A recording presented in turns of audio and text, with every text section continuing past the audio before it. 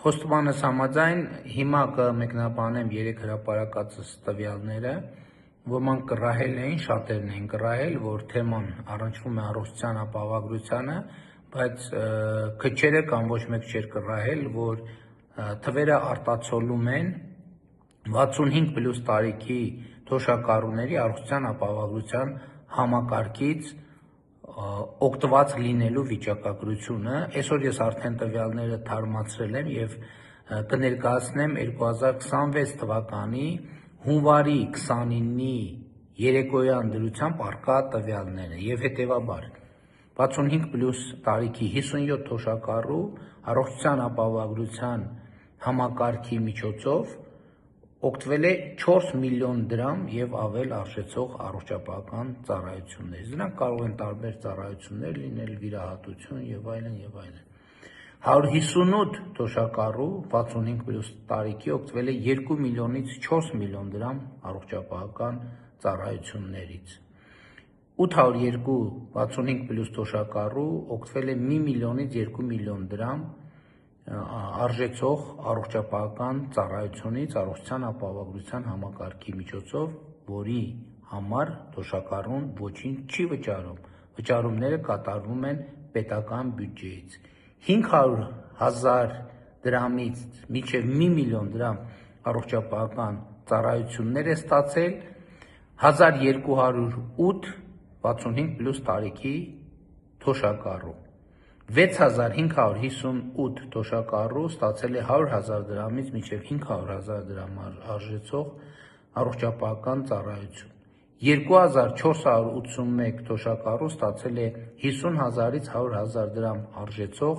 առողջապահական ծառայություն եւ 38809 թոշակառու ստացել է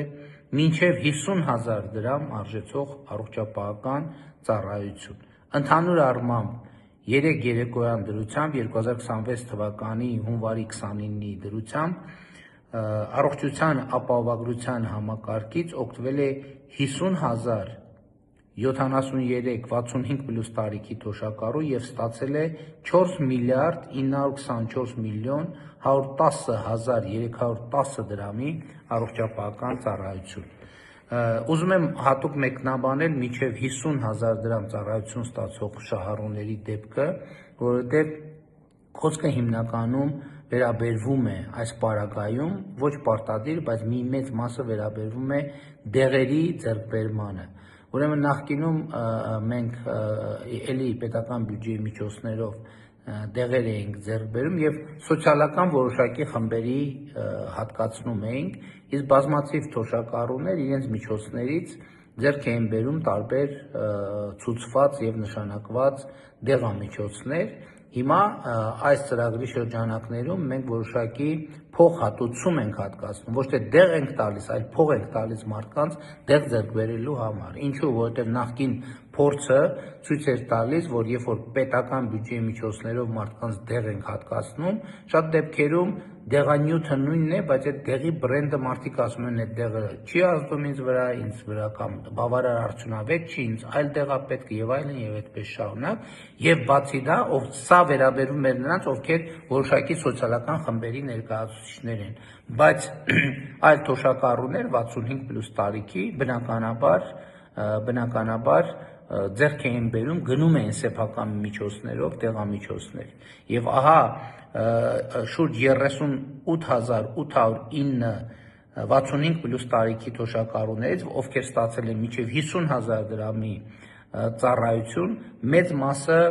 դեղերի